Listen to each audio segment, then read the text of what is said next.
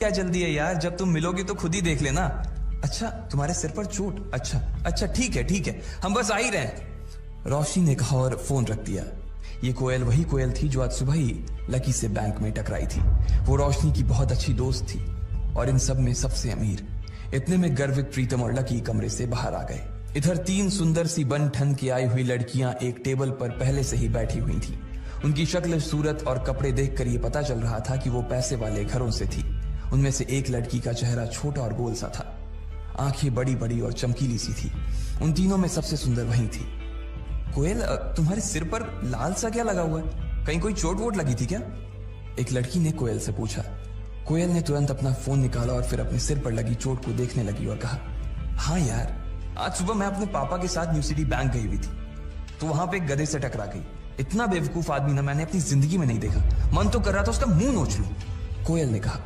अब इधर कोयल लकी को कोस रही थी, जबकि दोनों इस बात से अनजान थे कि फिर से उनका सामना होने वाला है।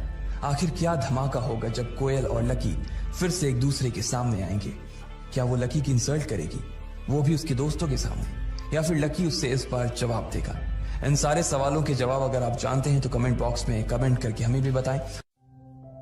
रोशनी अमित के सामने मुंह फुला फुला कर आगे चलने लगी थी। अमित उसके पीछे पीछे था और प्रीतम, गर्वित और लकी उन दोनों के पीछे थे। हॉस्टल के दरवाजे के बाहर निकलने के कुछ देर बाद ही वो लोग काका का ढाबा के लिए निकल चुकी थी। इधर कोयल की सहेलियां उसका घाव देखकर उससे बातें करने लगी थीं। अच्छा कोयल, तो उसने तुमसे माफी मांगी? उसके बगल में बैठी लड़की ने पूछा। हाँ, लेकिन पता नहीं आजकल न्यू सिटी बैंक के कस्टमर्स की क्वालिटी को क्या हो गया है। उनका स्टैंडर्ड न दिन ब दिन गिरता ही जा रहा है, कोयल ने गुस्से से कहा।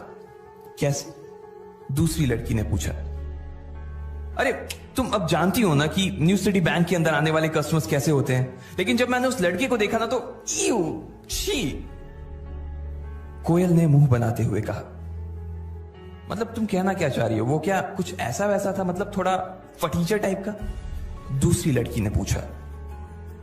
हाँ, मुझे तो लगता है कि वो कोई पागल था जिसने ठीक से दुनिया नहीं देखी थी। हो सकता है कि वो किसी पागल खाने से भाग कर आया था और सीधा न्यू सिटी बैंक में घुस गया था। पता नहीं बाद में उसके साथ क्या हुआ होगा। मैं तो उसी टाइम अपने पापा के साथ वहां से निकल गई थी, लेकिन अब अगर दोबारा कहीं मुझे मिला ना और उसने ऐसी कोई गलती करने की कोशिश की तो मैं सच बता रही हूं, वो अपना चेहरा किसी को दिखाने के लायक नहीं रहेगा, कोयल ने अपनी मुट्ठियों को भींचते हुए कहा। एनीवेज यार, अब तुम लोग भी क्या उसका टॉपिक लेकर बैठ गए? वैसे भी अब हम कभी मिलने वाले नहीं है। अरे यार, ये रोशनी और इसका बॉयफ्रेंड कहां रह गया और कितनी देर इंतजार करना पड़ेगा? मुझे बहुत गर्मी लग रही है, कोयल ने कहा। वैसे मुझे तो रोशनी का बॉयफ्रेंड ना बहुत अच्छा लगा यार। वो स्मार्ट है, उसके पास हाइट है और वो पतला भी है। मुझे ऐसे लड़के ना जाने क्यों बहुत अच्छे लगते हैं। अगर अमित की जैसा उसका कोई रूममेट निकला ना तो मैं पहले ही बता दे रही हूं कि वो मेरा रहेगा, सिर्फ मेरा, मानसी ने हंसते हुए कहा। जब से उसने अमित को देखा था तब से उसे रोशनी से जलन होने लगी थी। ओहो, देखो तो दीदी को कैसी जीभ लपलपा रही है। मैंने सुना है अमित स्पोर्ट्स कोटे से, इसलिए मुझे लगता है कि वो और उसके दोस्त भी एक जैसे होंगे। अब देखते हैं किसको कौन पसंद आता है, दिशा ने कहा और दरवाजे के बाहर देखने लगी। तब तक वो लोग अंदर नहीं पहुंचे थे। जब तक वो लोग अंदर आते तब तक कोयल उन्हें अपने नए मोबाइल के फीचर्स दिखा रही थी। तीनों लड़कियों ने उसमें ढेर सारी सेल्फी ली और फिर जब वो आखिर में वेटर को बुलाकर उससे ग्रुप फोटो खिंचवाने ही वाली थी कि तभी रोशनी, अमित, प्रीतम, गर्वित और लकी अंदर आ चुके थे। इससे पहले कि लकी पूरा अंदर घुस पाता, उसने प्रीतम से कहा, तुम लोग जाओ, मैं जरा वॉशरूम से होकर आता हूं। उसे याद आया कि उसकी पैंट पर कीचड़ लगा हुआ था, इसलिए वो उसे साफ करने के लिए वॉशरूम चला गया। इधर प्रीतम, गर्वित ने जैसे ही कोयल, दिशा और मानसी को देखा, उन दोनों की आंखें फटी की फटी रह गई। गर्वित की तो चाल ही धीमी हो गई थी और प्रीतम ने अपनी कांपती आंखों को छुपाने के लिए ऊपर चश्मा पहन लिया था। अरे कोयल, दिशा, मानसी, किस बारे में बात हो रही है भाई? पता है तुम्हारे हंसने की आवाजें बाहर तक आ रही हैं। इतना कितना जोर से खिलखिला रही थी कि पूरा ढाबा ही गूंज रहा था। रोशनी का मन उन तीनों को देखते ही मस्त हो गया था। रोशनी की बात सुनते ही उन तीनों ने रोशनी की तरफ देखा। उसके पीछे ही अमित खड़ा था और अमित के पीछे गर्वित और प्रीतम खड़े थे। जैसे ही उन लड़कियों की नजर गर्वित और प्रीतम पर पड़ी, उनकी जैसी तो बत्ती से ही गिर गई। उनका चेहरा लटक गया था और वो तीनों ठगा सा महसूस करने लगी। उन्हें जैसी उम्मीद थी वो दोनों लड़के दूर दूर तक उसके आसपास भी नहीं थे। और इसी वजह से एक ही पल में निराशा ने उनके मन को घेर लिया था। उन दोनों को सिर्फ एक बार ही देखने के बाद उन तीनों ने ऐसी नजर फेरी थी कि दोबारा देखने की हिम्मत नहीं की। उनकी ऐसी शक्ल देखकर रोशनी का चेहरा बुझ गया था। वो समझ गई थी कि क्या माजरा था। उसे तो पहले ही पता था कि यह होने वाला था और इसके लिए अमित को उसने वार्निंग भी दी थी, लेकिन वो माना नहीं। अपनी सहेलियों की बुझी हुई शक्ल देखने के बाद रोशनी ने अमित को गुस्से से घूर कर देखा। अमित के पास सिवाय मुस्कुराने की और कोई चारा नहीं था, लेकिन आज पहली बार उसे भी अपने दोस्तों पर शर्म आ रही है। चलो चलो बैठते हैं। अमित ने सिचुएशन को थोड़ा सा नॉर्मल करने के लिए कहा और आगे बोला, प्रीतम तुम दिशा के बगल में बैठ जाओ और गर्वित तुम मानसी के पास आ जाओ। अमित ने कहा। प्रीतम दिशा की ओर बढ़ ही रहा था, लेकिन उससे पहले ही दिशा उठकर मानसी के बगल में बैठ गई। उसकी इस हरकत से यह तो साफ हो गया था कि वो प्रीतम को नापसंद करती थी और ना ही उसके साथ बैठना चाहती थी। अमित ने जैसे ही ये देखा वो मारे शर्म के पानी पानी हो गया। उसे अपने दोस्तों के लिए बहुत बुरा लग रहा था। वो यही सोच रहा था कि इससे अच्छा था कि वो खाने का प्रोग्राम ही कैंसिल कर देता, लेकिन अब तो वो आ गए थे और इसलिए खाना खाना जरूरी था। इधर दिशा और मानसी ने अपने अपने फोन निकालकर सोशल मीडिया चलाना शुरू कर दिया। उस टेबल पर कुल 4 लकड़ी के स्टूल लगे थे और एक स्टूल पर 2 लोग बैठे थे। दिशा और मानसी एक स्टूल पर बैठ गए, प्रीतम और गर्वित एक स्टूल पर। अमित और रोशनी एक स्टूल पर बैठ गए, लेकिन कोयल अकेली बैठी थी। कोयल को अकेले देखकर अमित और रोशनी दोनों ही चौंक गए थे। कोयल उन सब लड़कियों में सबसे सुंदर थी और साथ ही वो सबसे चूजी भी थी। उसके पिता के पास खूब पैसा था, इसलिए वो ऐसी वैसी चीजें पसंद नहीं करती थी। अब ऐसे में अगर लकी कोयल के पास बैठता तो क्या होता? ना कोयल को पता था कि उसके पास लकी बैठने वाला था और ना ही लकी को पता था कि कोयल के पास उसकी सीट खाली थी। भले ही लकी उतना खराब ना दिखता था, लेकिन उसके कपड़े उसकी पर्सनालिटी की मिट्टी पलित करने में लगे हुए थे। अरे अरे जल्दी खाने को कुछ मंगवा यार, बहुत भूख लगी है। अमित ने उन सब के बीच पसरे सन्नाटे को चीरते हुए कहा। लेकिन रोशनी का गुस्सा अभी तक शांत नहीं हुआ था और उसने अमित को फिर से घूर कर देखा। लेकिन तब तक इधर दिशा और मानसी ने मेन्यू उठा लिया था और मोबाइल से अपनी नजर हटाकर मेन्यू में घुसा ली थी। इतने में कोयल ने अपने बालों को ठीक करते हुए अमित से पूछा, अमित रोशनी तो बता रही थी कि तुम्हारे साथ 2 नहीं 3 लड़के आने वाले थे, तो फिर वो तीसरा लड़का कहां है? कोयल ने जिस तरह यह सवाल किया था उसे सुनकर तो यही लग रहा था कि प्रीतम और गर्वित को देख लेने के बाद भी उसे अभी थोड़ी सी उम्मीद तो बाकी थी, लेकिन उसे पता नहीं था कि वो तीसरा लड़का उसके लिए बम बंद कराने वाला था। वो तीसरा लड़का अभी बाथरूम गया हुआ है, बस आता ही होगा वो। अमित ने तुरंत जवाब देते हुए कहा। जैसे ही उसने अपनी बात खत्म की थी, ठीक उतनी ही देर में लकी बाथरूम से निपटकर वहां आ गया था।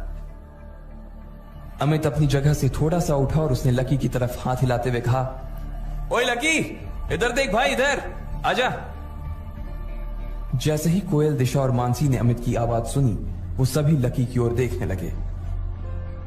लेकिन दिशा और मानसी को एक बार फिर से निराशा हाथ लगी थी, इसलिए उसने देखते ही फिर से अपनी गर्दन नीचे कर ली और वो मेन्यू देखने लगी।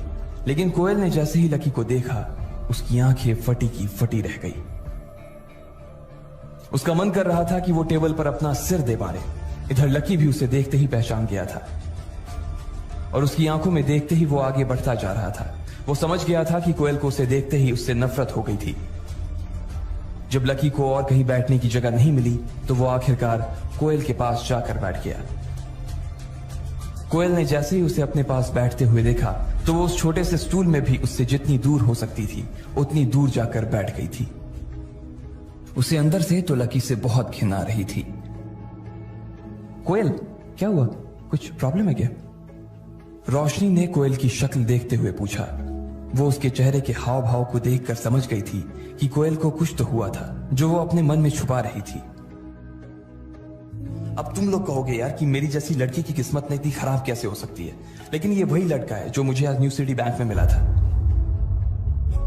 अरे बाप रे, ये वही लड़का है? दिशा ने पूछा।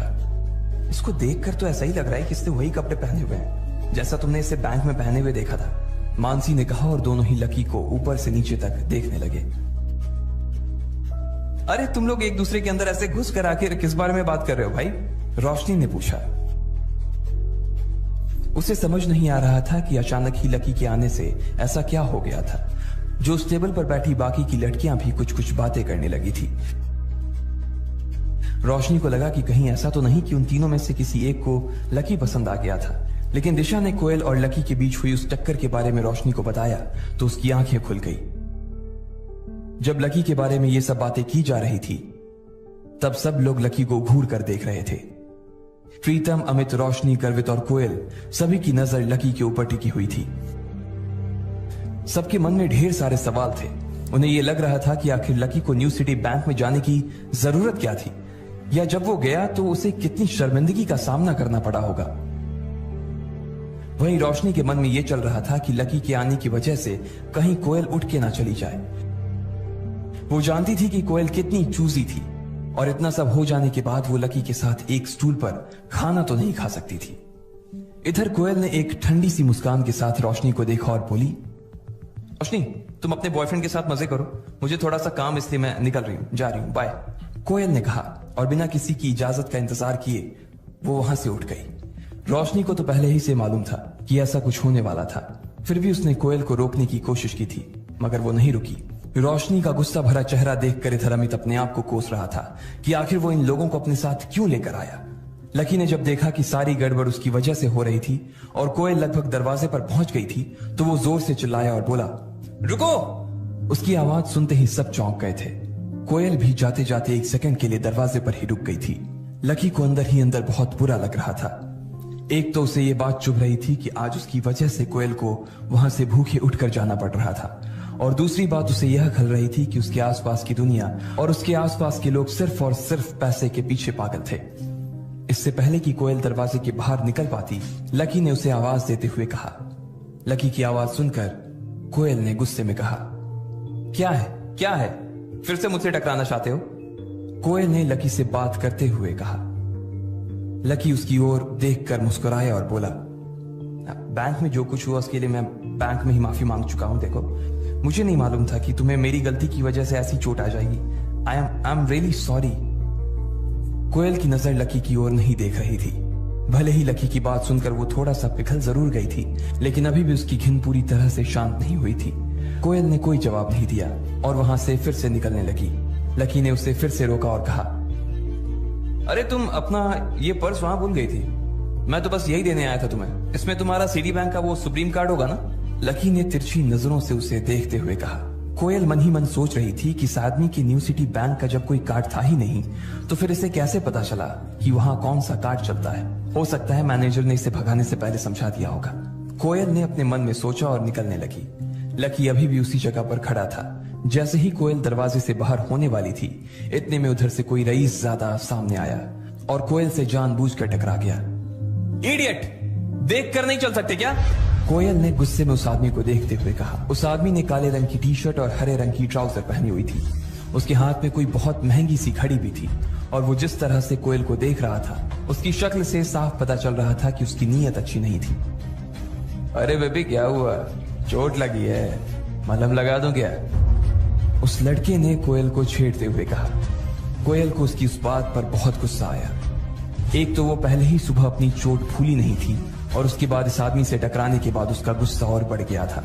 इतना कहते ही वो आदमी कोयल की दिशा में आगे बढ़ने लगा। लकी कोयल से थोड़ी ही दूरी पर खड़ा था। सभी लोग बस देखे जा रहे थे। अब आगे क्या होगा?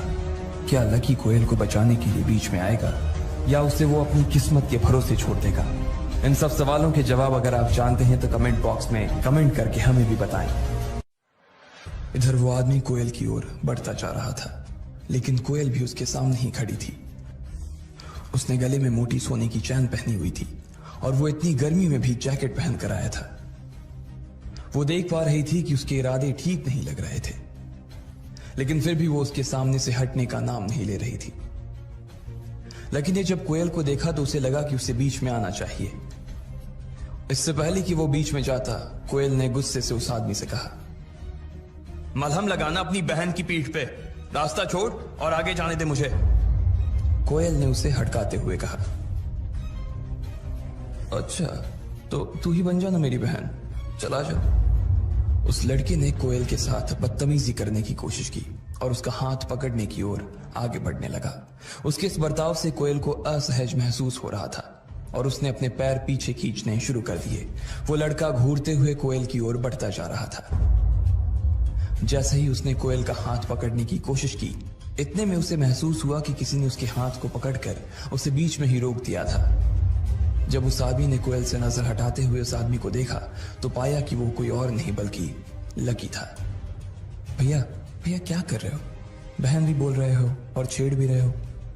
लकी ने बहुत प्यार से उस आदमी से कहा और धीरे से कोयल के आगे आ गया। अबे तू कौन है बे? हट जा बीच में से, वरना दिल्ली में नजर नहीं आएगा। उस आदमी ने कहा, अरे भाई प्यार से बात करो ना, मर्द हो तो मर्द की तरह बात करो। मर्द होने में और गुंडा होने में बहुत फर्क होता है। क्यों अमित प्रीतम गर्वित, मर्द और गुंडा होने में फर्क होता है कि नहीं होता है? लकी ने उन तीनों की ओर देखा और इशारे से उन्हें अपने पास बुला लिया। उन तीनों को भी लकी का इशारा समझने में देर नहीं लगी थी और वो भागकर उसके पास आ गए। अब वो चारों लड़के उस अकेले आदमी को घेर कर खड़े थे। मुझे डराने की कोशिश कर रहा है? जिस दिन अकेला मिल गया ना, उस दिन मारते मारते लाल किला पर चढ़ा दूंगा, उस आदमी ने कहा। लकी उसकी ओर देखकर मुस्कुराने लगा और फिर कोयल की ओर देखते हुए बोला, मैडम आप घर जा रही थी ना, रास्ते में पुलिस स्टेशन आए तो इन भाई साहब की रिपोर्ट लिखवा देना। सबूत की चिंता मत करना, होटल में सीसीटीवी लगा हुआ है, इसमें सब कुछ रिकॉर्ड हो चुका है। गर्वित जाकर मैनेजर से पिछले 5 मिनट का फुटेज तेरे फोन में ट्रांसफर करवा ले तो, और सोशल मीडिया पर इसे वायरल करवा, और इन भैया को भी टैग कर देना। भाई साहब आपका हैंडल नेम क्या है बताइएगा प्लीज। लकी ने बड़ी मुश्किल से अपनी हंसी को दबाते हुए पूछा। गर्वित को मैनेजर के कमरे में जाता देख उस लड़के की हालत खराब हो गई थी। ये सब करने से पहले उसने सोचा नहीं था कि यहां पर सीसीटीवी कैमरे भी लगे होंगे। इसलिए उस लड़के ने गुस्से से लकी को घूर कर देखा और फिर पैर पटक कर बाहर निकल गया। इधर लकी और उसके दोस्त उस लड़के को जाते देखकर हंसने लगे थे। कोयल के चेहरे पर भी मुस्कान तैर गई। उसका गुस्सा अब थोड़ा सा शांत होता दिखाई दे रहा था और उसने लकी की ओर देखकर कहा, थैंक्स। लकी बदले में उसकी ओर देखकर मुस्कुरा दिया, लेकिन इसके बाद कोयल वहां से निकल गई थी।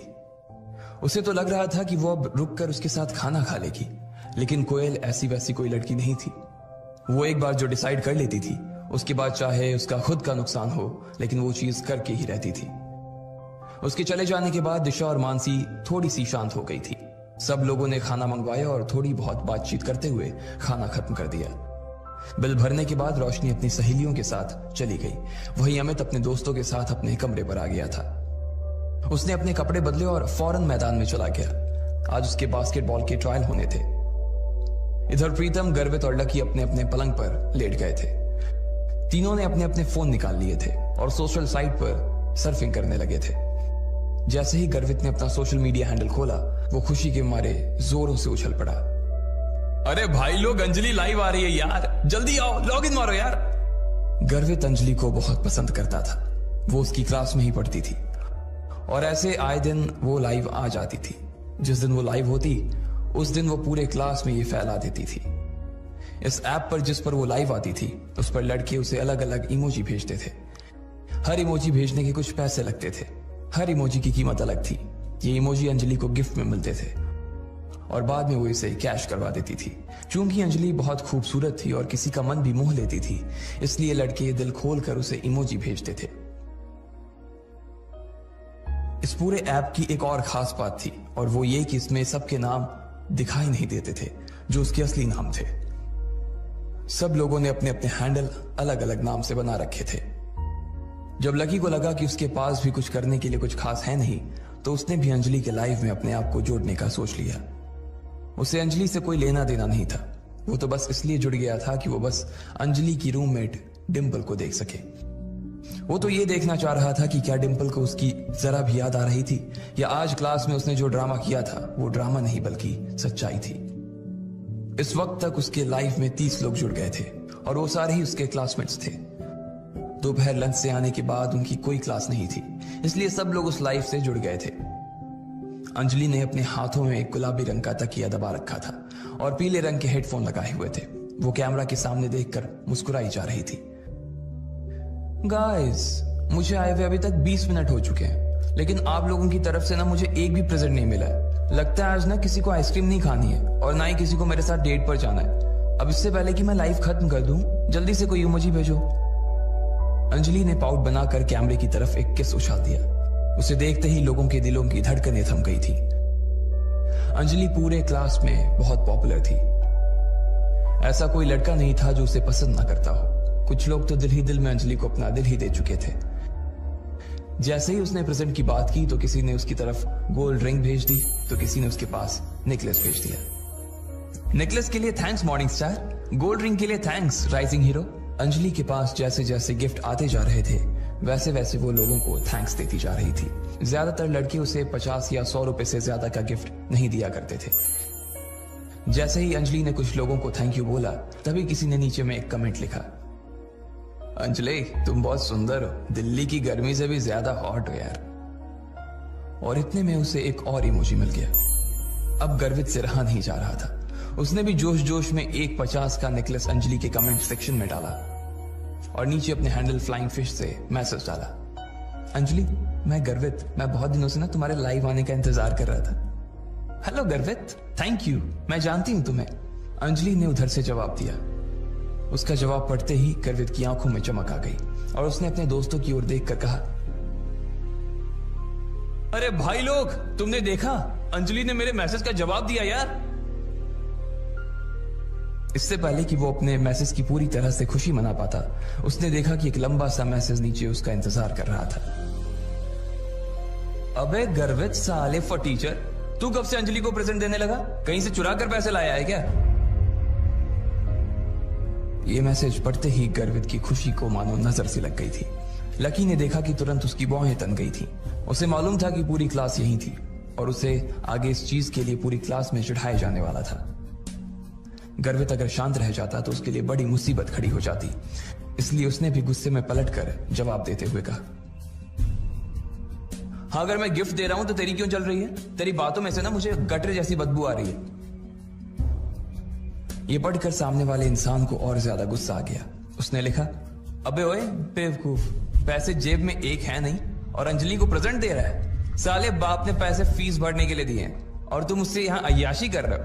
और अपने बाप से ना जरा तमीज से बात करो, वरना लैब का मेंढक बनाकर तुझे यहीं चीर दूंगा। इस तरह की बातें पढ़कर अंजलि भी शॉक थी। उसे लग रहा था कि उसने चैट रूम का माहौल ही खराब कर दिया। इसलिए उसने कहा, अगर तुम दोनों अभी की अभी चुप नहीं हुए ना तो मैं तुम दोनों को बैन कर दूंगी। सॉरी अंजलि, लेकिन शुरुआत पहले इसने की थी। गर्वित ने लिखा, अबे खत्म भी मैं ही करूंगा। अंजलि, मेरी तरफ से तुम्हारे लिए प्रेजेंट, उसने कहा और अंजलि की तरफ एक कार का इमोजी भेज दिया। इस इमोजी की कीमत 1000 रुपए थी। अंजलि इतना तो पूरे लाइफ से भी नहीं कमा पाती थी जितना उसने एक प्रेजेंट में कमा लिया था। अंजलि ने तुरंत अपने सुर बदले और उसे थैंक यू बोलने लगी, लेकिन उस लड़के का गुस्सा अभी भी थमा नहीं था। उसने उसे $5 की 5 इमोजी और भेज दिए। हर इमोजी की कीमत 100 रुपए थी और इसके हिसाब से उसे 500 रुपए और मिल गए थे। इतना सारा धन देखकर तो अंजलि की आंखें ही फटी की फटी रह गई थी। आकाश, इतने सारे गिफ्ट देने के लिए ना मैं तुम्हें ढेर सारा थैंक यू बोलती हूँ। मैं सच में बहुत खुश हूँ, अंजलि ने कहा और आकाश की तरफ एक किस उछाल दिया। ये देखकर तो गर्वित ऊपर से नीचे तक सुलग गया था। उसे बहुत गुस्सा आ रहा था। उसके पास इतने पैसे नहीं थे, लेकिन वो उससे सबक जरूर सिखाना चाहता था। सिर्फ थैंक यू से काम नहीं चलेगा, मुझे चैट बॉक्स का एडमिन बनाओ। आकाश ने लिखा और अंजलि ने अगले ही पल उसे एडमिन बना दिया। जैसे ही आकाश एडमिन बना, सबसे पहले उसने गर्वित को ब्लॉक कर दिया। फिर उसने अंजलि की तरफ एक और गिफ्ट उछाल दिया, जिसकी वजह से उसका भी मुंह बंद हो गया था। ये देखकर ना सिर्फ गर्वित को बल्कि लकी को भी गुस्सा आ गया था। अब बोलना फटीचर, क्या हुआ? पलंग के नीचे घुस गया क्या? आकाश ने लिखा और चश्मे वाला इमोजी भेज दिया। गर्वित चाहकर भी अब कुछ नहीं लिख सकता था। उधर प्रीतम भी ये सारे मैसेज पढ़ रहा था। भाई लोग, हम एक ही क्लास में पढ़ते हैं, इसलिए किसी के बारे में इस तरह की बातें लिखनी अच्छी बात नहीं है यार, प्रीतम ने लिखा। लेकिन उसके लिखते ही उसे भी गर्वित की तरह ही लोगों ने बुरी तरह से ट्रोल करना शुरू कर दिया। कोई उसके कपड़े के बारे में तो कोई उसकी सूरत के बारे में बहुत सारी बकवास बातें करने लगा। गर्वित और प्रीतम दोनों ही गुस्से से आग बबूला हो गए, लेकिन वो कुछ नहीं कर पा रहे थे। लकी उन दोनों के इस गुस्से को अपने बिस्तर पर लेटे लेटे देख रहा था और साथ ही वो चैट रूम की सारी चैट भी पढ़ रहा था। जब कमेंट्स की भरमार लग गई, तब किसी ने नीचे कमेंट लिखा, अरे भाई देखो, किसी ने चांद का इमोजी भेजा है। उसके लिखते ही सब लोग शांत हो गए थे। एक चांद की इमोजी का मतलब 10,000 रुपए। उसे देखकर तो अंजलि के भी तोते उड़ गए थे। इससे पहले कि वो कुछ कह पाती, किसी ने लिखा, अंजलि ये तुम्हारा बॉयफ्रेंड है क्या? अंजलि ने मारे सरप्राइज के अपना मुंह हथेली से ढक लिया। इधर गर्वित ने कहा, भाई अपनी क्लास में ऐसा कौन आ गया जिसने 10,000 रुपए का गिफ्ट दे दिया? अपनी क्लास में नहीं यार, बाहर से होगा कोई। अपना क्लास गरीब का कॉलेज है और हम सब में तो सिर्फ आकाश के बाप के पास ही थोड़ा बहुत पैसा है। प्रीतम ने कहा। इतने में 4 और चांद चैट बॉक्स में चमक गए। मुझे एडमिन बनना है, चांद भेजने वाले ने कहा। अंजलि ने तुरंत आकाश को एडमिन पर से हटाया और उस लड़के को एडमिन बना दिया। सबसे पहले उसने गर्वित पर से ब्लॉक हटाया। अरे भाई देख, इसने मुझे ब्लॉक से हटा दिया यार, मैं वापस मैसेज भेज सकता हूं। गर्वित ने प्रीतम से कहा और थैंक यू एडमिन का एक मैसेज डाल दिया। इधर अंजलि ने वीडियो में कहा, I want to give you lots and lots of thanks admin, लेकिन मैं जानती हूँ सिर्फ थैंक यू से काम नहीं चलेगा, इसलिए मैं चाहती हूँ कि तुम यूनिवर्सिटी आओ, मैं तुम्हें कैंपस घुमाऊंगी और खाना भी खिलाऊंगी। उसकी कोई जरूरत नहीं है, मैं सिर्फ यहाँ ये कहने आया हूँ कि आदमी के पास पैसा होना चाहिए, लेकिन पैसे का घमंड नहीं होना चाहिए। पैसा आज है कल नहीं है, लेकिन हम सब कल भी इंसान थे, आज भी इंसान है और कल भी इंसान ही रहेंगे। इसलिए हमें अपने साथियों का सम्मान करना चाहिए और इस तरह के पैसों का धौस दिखाकर किसी को दबाना नहीं चाहिए। उसका ये मैसेज पढ़ते ही चारों तरफ सन्नाटा छा गया था। अंजलि भी कुछ ज्यादा कह नहीं पा रही थी। किसी को तो इस बात का अंदाजा ही नहीं था कि आखिर इतने पैसे वाला आदमी उनके बीच कौन आ गया था, मगर किसी को मालूम नहीं था कि इतने महंगे तोहफे देने वाला कोई और नहीं बल्कि लकी ही था। वो सब कुछ सह सकता था, लेकिन इस तरह से अपने दोस्तों की बेइज्जती नहीं। उसे अंजलि या उसके लाइव होने में कोई इंटरेस्ट नहीं था और ना ही वो पसंद करता था उसे। वो तो बस उन लोगों का मुंह बंद करवाना चाहता था जो प्रीतम और गर्वित के बारे में बकवास कर रहे थे।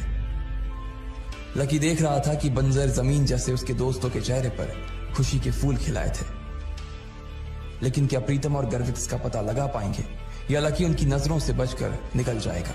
इन सब सवालों के जवाब अगर आप जानते हैं तो कमेंट बॉक्स में कमेंट करके हमें भी बताएं। अंजलि और बाकी के लोग भी उसके इस तोहफे को देखकर चौंक गए थे और फिर उसके बाद उसने जो कहा वो सुनकर तो और भी चौंक गए थे।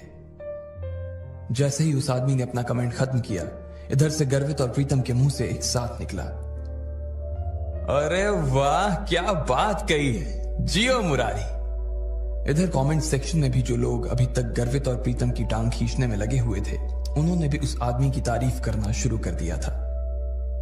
हाँ यार, एक आदमी को कैसा होना चाहिए? हमारे नए एडमिन जैसा होना चाहिए। भाई ये आदमी पैसे नहीं अनुभवों से बात करता है, क्या बात है। आपको ढेर सारे लाइक सर, आप उन पैसे वाले बापों की बिगड़ी हुई औलादों से 1 लाख गुना अच्छे हो। वैसे आप बता सकते हो कि आप काम क्या करते हो? जब एडमिन की तारीफ में ये सब कमेंट आने लगे तो आकाश अपने आप ही शांत हो गया था और थोड़ी देर में उसने चैट रूम भी छोड़ दिया। जैसे ही उसके गायब होने का नोटिफिकेशन चैट रूम में आया तो गर्वित समेत सारे लोग उसके ऊपर हंसने लगे।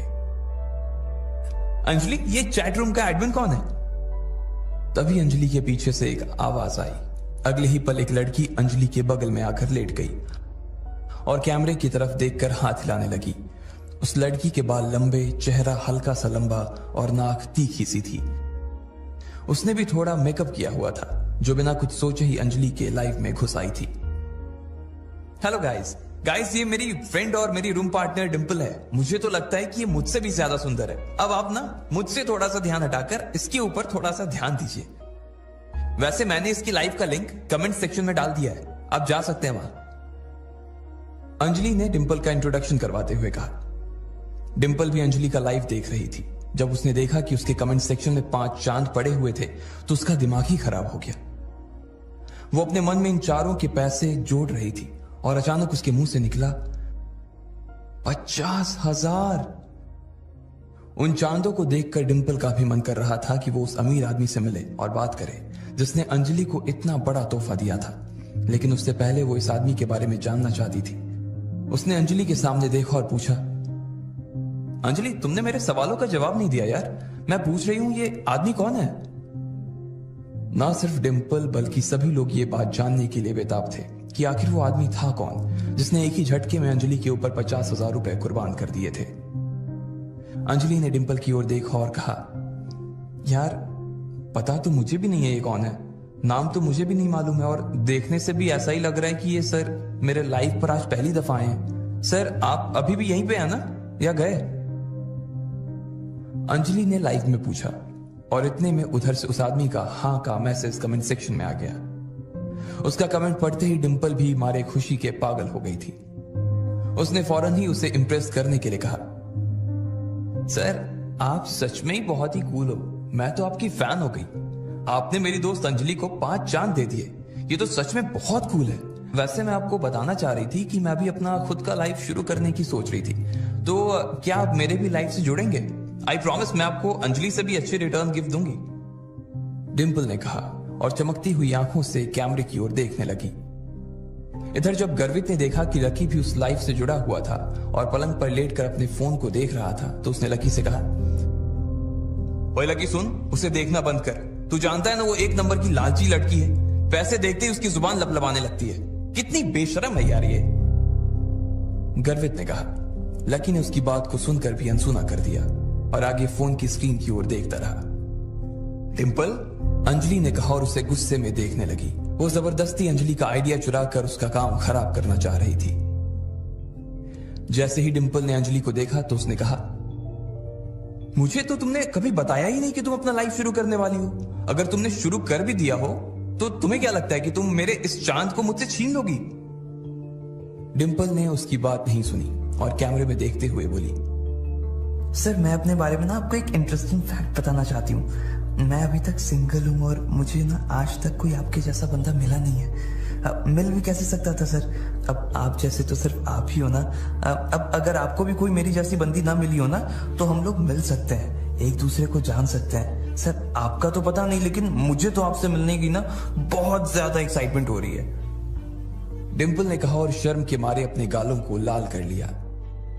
ये डिंपल की कला थी, वो जब चाहे अपने चेहरे का रंग बदल सकती थी। जैसे ही उसने ये बात कही, नीचे किसी ने कमेंट किया, क्या कहा तुमने, तुम सिंगल हो? उसे पढ़ते ही डिंपल एक बार के लिए बैकफुट पर आ गई, लेकिन सिर्फ उस चांद वाले आदमी का टेंशन लेने के लिए उसने अपने आप को कैमरे पर सिंगल बता दिया था। और अगर वो चांद वाला आदमी इसमें इंटरेस्ट दिखाता तो उसके लिए सच में सिंगल भी हो जाती। वो सिर्फ एक ही चीज देखती थी, पैसा। ये लड़की यार पैसों के अलावा किसी की भी सगी नहीं हो सकती यार, कैसी लड़की है यार ये, प्रीतम ने कहा। लकी ने उसकी तरफ देखा मगर उसकी आंखों में कोई गुस्सा नहीं था। हाँ, अभी तक मैं सिंगल ही हूं और आज तक मैंने अपना किसी को बॉयफ्रेंड भी नहीं बनाया है, डिंपल ने जानबूझकर शर्माते हुए कहा। अरे दीदी क्या बात कर रही हो, एक लड़के ने नीचे लिखा और चौंकने वाला इमोजी चिपका दिया। अंजलि के चेहरे के भाव भी उस इमोजी जैसे ही हो गए थे। उसने डिंपल की ओर देखा और पूछा, कैसी बात कर रही हो डिंपल, सबके सामने लाइव आकर झूठ। पूरी क्लास जानती है कि अभी अभी तुम्हारा लकी के साथ ब्रेकअप हुआ है और पूरी क्लास ये भी जानती है कि तुम आजकल राहुल के साथ घूमती हो। डिंपल अंजलि की बात सुनकर हैरान रह गई थी। अरे तुम भी क्या बोल देती हो अंजलि, मैं और राहुल तो बस अच्छे दोस्त हैं यार, और इसके अलावा और कुछ भी नहीं। हम सिर्फ साथ में हैंग आउट करते हैं। और जहां तक बात रही लकी की, तो वो तो बेचारा इतना गरीब है, मैं तो सिर्फ उसकी पढ़ाई में हेल्प करती थी। कभी उसे कोई टॉपिक समझा देती तो कभी उसके नोट्स लिखवा देती थी। हाँ, जब उसे भूख लगती तो हम लोग साथ में गोलगप्पे खाने चले जाते थे, ये मैं मानती हूँ। वैसे वो पैसे देने के लिए खूब इंसिस्ट करता था, लेकिन मैं उसे पैसे नहीं देने देती थी। अब तुम लोग सोच रहे हो कि मेरे और उसके बीच कुछ चल रहा था, ये सब बकवास है यार। डिंपल से जितना हो सका उसने उतनी सफाई से झूठ बोलते हुए कहा। अंजलि को उसकी बातें सुनकर गुस्सा तो आ रहा था। सर अगर आप वैसे डिंपल के बारे में और भी कुछ जानना चाहते हो तो मुझे भी। इससे पहले कि अंजलि आगे कुछ कह पाती, उसने देखा कि एडमिन चैट रूम छोड़कर चला गया था। उसे जाते हुए देखते ही डिंपल और अंजलि का मुंह उतर गया। इधर लकी ने अपना फोन बंद कर दिया और आंखें बंद करके अमित के पलंग पे लेट गया। उसकी शक्ल प्रीतम और गर्वित को नहीं देख रही थी। वो दोनों भी अभी इस लाइफ से जुड़े हुए थे, लेकिन उन दोनों को भी लकी के लिए काफी बुरा लग रहा था। इधर लकी दीवार में अपनी नजरें गड़ाए उसे एकटक देखा जा रहा था। उसके दिमाग में अभी भी डिंपल की कही बातें गूंज रही थी। उसे विश्वास नहीं हो रहा था कि डिंपल यह सब चीजें कह रही थी तो उसकी आंखों में जरा भी दर्द नजर नहीं आ रहा था। वो तो ये सब ऐसे कह गई जैसे उसकी और लकी के बीच जो कुछ था वो सिर्फ लकी का एक सपना था और डिंपल का उससे कोई लेना देना नहीं था। अगर ऐसे में उसे पता चलता कि लकी कौन था, तो फिर वो उन शब्दों के बारे में क्या सोचती जो आज सुबह पूरी क्लास के सामने उसने लकी को सुनाए थे। तो उसकी शक्ल कैसी हो जाती। लकी एक बार तो उसका चेहरा ऐसे देखना चाहता था। ये सब सोचते हुए लकी को कब अमित के बिस्तर पर नींद आ गई उसे पता ही नहीं चला। अगले दिन जब उसके बाकी दोस्त क्लास के बाद अपने कमरे पर आ रहे थे, तो वो सब लकी को भी अपने साथ ही ले आए थे। वो लोग अपना लंच खत्म कर चुके थे और उसमें उन्होंने थोड़ा बहुत लकी के साथ भी शेयर किया था। इधर लकी अपना बैंक बैलेंस देख रहा था। कल जो 50,000 उसने खर्च किए थे, उसे लग रहा था कि उसने समंदर में से सिर्फ एक बूंद पानी निकाल ली थी। क्या सारा टाइम फोन ही देखता रहेगा? मेरी वार्डन से बात हो गई है, उसने कहा है कि तुम जब चाहो तब फिर से शिफ्ट कर सकते हो, इसलिए हम आज ही तुम्हारा कमरा खाली करके सारा सामान यहां से ले जाएंगे। अमित को भी कोई दिक्कत नहीं है, उसने भी हाँ कर दी है। प्रीतम ने कहा। लकी का भी उस कमरे में अकेले मन नहीं लग रहा था, इसलिए उसने भी हाँ कर दी थी। यार तुम लोग ना सच में जानो मेरी, लकी ने कहा और प्रीतम और गर्वित के गले लग गया। अबे जा, सिर्फ गले लगने से काम नहीं चलेगा, शाम को ना असली पार्टी देनी पड़ेगी, गर्वित ने कहा और झूमते हुए बॉटल की ओर इशारा कर दिया। सब लोगों को हंसी आ गई। वो लोग मजे मस्ती कर रहे थे कि इतने में अमित आ गया। जैसे ही वो कमरे में घुसा तो सबने उसकी उतरी हुई शक्ल देखी। वो बहुत उदास नजर आ रहा था। क्या हुआ भाई? लकी ने पूछा। अमित ने उसकी बात का कोई जवाब नहीं दिया और कुर्सी पर आकर बैठ गया। सब लोग जो कि अपने अपने बिस्तर पर लेट चुके थे, वो अमित की ऐसी उतरी हुई शक्ल को देखकर फिर से बैठ गए। बताना भाई क्या हुआ? स्पोर्ट्स अथॉरिटी ने फिर से तेरे साथ कोई गेम कर दिया क्या? गर्वित ने पूछा और लकी की ओर देखने लगा। अमित कुछ नहीं बोल रहा था और बस अपना चेहरा लटका कर बैठा हुआ था। उसे कुछ समझ नहीं आ रहा था कि आखिर उसके दोस्त उसकी बातों को कैसे लेने वाले थे, लेकिन उसके पास और कोई नहीं था जिससे वो ये सब बता सके, इसलिए उसने कहा, नहीं कोयल को कुछ हो गया है, और कहते ही उसने अपनी गर्दन नीचे झुका ली। बाकी तीनों लोग घबराई हुई नजरों से उसे देख रहे थे। पर हुआ क्या भाई? कोयल ठीक है? लकी ने उसके पास लगी कुर्सी पर बैठते हुए कहा। जिस हिसाब से अमित की शक्ल वो देख रहा था, लकी समझ गया था कि मामला इतना सीधा नहीं था जितना बाकी लोग समझ रहे थे। अमित वैसे भी छोटी मोटी चीजों से घबरा जाने वालों में से नहीं था। तुम्हें मालूम है कल जब कोयल बिना लंच किए ही उठकर चली गई थी, तो वो उस लड़के से टकरा गई थी, याद है? फिर उन दोनों के बीच कहासुनी हो गई और फिर हम लोग बीच में ही कूद गए थे। बाद में कोयल ने वहां से निकलकर पुलिस में उसकी शिकायत भी कर दी थी, लेकिन मुझे आज मालूम पड़ा कि वो आदमी कौन था। अमित ने घबराते हुए कहा। कौन था? लकी ने पूछा। सब लोग अमित के चेहरे को बिना पल के झपकाए देखे जा रहे थे। वो मोहित रायजादा था। उसके पिता लायन ग्रुप ऑफ कंपनीज के मालिक हैं और वो लायन ग्रुप का आने वाला सीईओ है। Lion group? प्रीतम के मुंह से निकला। उसने अभी जो सुना था उस पर विश्वास ही नहीं कर पा रहा था वो, इसलिए चौंक कर उसने अपनी कानों को 2-3 बार खुजाया। भाई लायन ग्रुप तो दिल्ली की 10 सबसे बड़ी फर्मों में आता है ना? अरे यार, कोयल ने कितनी बड़ी मुसीबत ले ली है। जब लकी ने उसे शांत करवा ही दिया था तो फिर उसे पुलिस स्टेशन जाने की क्या जरूरत थी यार? गर्वित ने कहा। अचानक ही कमरे में बैठे सभी लोगों की नींद खुल गई थी और उनके दिमाग की बत्तियां जलनी शुरू हो गई। लकी देख पा रहा था कि गर्वित अभी भी बड़बड़ाए जा रहा था, इसलिए उसने उसे शांत करवाने के लिए कहा, हाँ लेकिन कोयल भी तो किसी बड़े परिवार की बेटी है ना भाई उसके पिता का अकाउंट अगर न्यू सिटी बैंक में है तो वो भी तो पावरफुल होगी ना? लकी ने कहा। भाई उसके पापा की कोयल ग्रुप ऑफ कंपनीज नाम से फर्म तो है, वो भी बहुत बड़ी है, लेकिन लायन ग्रुप के आगे वो कुछ भी नहीं है यार। और मैंने तो ये भी सुना है कि लायन ग्रुप और कोयल ग्रुप के बीच कुछ प्रोजेक्ट्स पर पार्टनरशिप चल रही थी। लायन ग्रुप ने कोयल ग्रुप को कुछ काम दिलवाया हुआ था, लेकिन अब इस झगड़े के बाद वहां से कोयल के पिता के पास एक लेटर आया है और अब वो कह रहे हैं कि उनकी सारी पार्टनरशिप वो खत्म कर रहे हैं और ये भी कहा है कि आगे से वो कोई काम नहीं करेंगे। ये सुनते ही ना भाई कोयल के पापा सख्ते में आ गए। बस यही समझ कि उन्हें हार्ट अटैक नहीं आया है, वरना हमारे बीच नहीं होते वो आज। अमित ने कहा। लकी उसकी बात को सुनकर सोच में पड़ गया। आखिर इस सब में वो क्या कर सकता था? फिलहाल तो उसे कुछ समझ नहीं आ रहा था, लेकिन अभी उसके लिए कुछ ना कुछ करना जरूरी था। मारे गए भाई, मारे गए। गर्वित अभी भी अपने आप बड़बड़ा रहा था। उसके बोलने के बीच ही अमित का फोन बजने लगा। सब लोग उसके फोन की घंटी की आवाज सुनते ही शांत हो गए थे। आखिर किसका था वो फोन? कोयल की वजह से इन तीनों के ऊपर क्या संकट आने वाला था? और क्या लकी कोयल और अपने दोस्तों को इस मुसीबत से बाहर निकाल पाएगा? इन सारे सवालों के जवाब अगर आप जानते हैं तो कमेंट बॉक्स में हमें भी बताएं। इससे पहले कि लकी कुछ सोच पाता, अमित का फोन बजने लगा था। सभी लोग पहले से ही बहुत परेशान थे और इस फोन के आ जाने के बाद उनके दिल की धड़कन और भी तेज हो गई थी। अमित ने डरते हुए अपनी जेब से फोन निकाला और स्क्रीन पर देखने लगा। वो फोन रोशनी का था। वो समझ गया कि जरूर कोई बात थी। उसने अपने दोस्तों को देखा और फिर रोशनी का फोन उठा लिया। हाँ बेबी, ठीक है, मैं अभी आ रहा हूँ, अमित ने कहा और फोन रख दिया। क्या हो गया भाई? लकी ने पूछा। यार कोयल को उसके पिता का भी थोड़ी देर पहले फोन आया था। वो कह रहे थे कि भले ही गलती मोहित ने की थी, लेकिन फिर भी कोयल को उसके सामने झुकना पड़ेगा।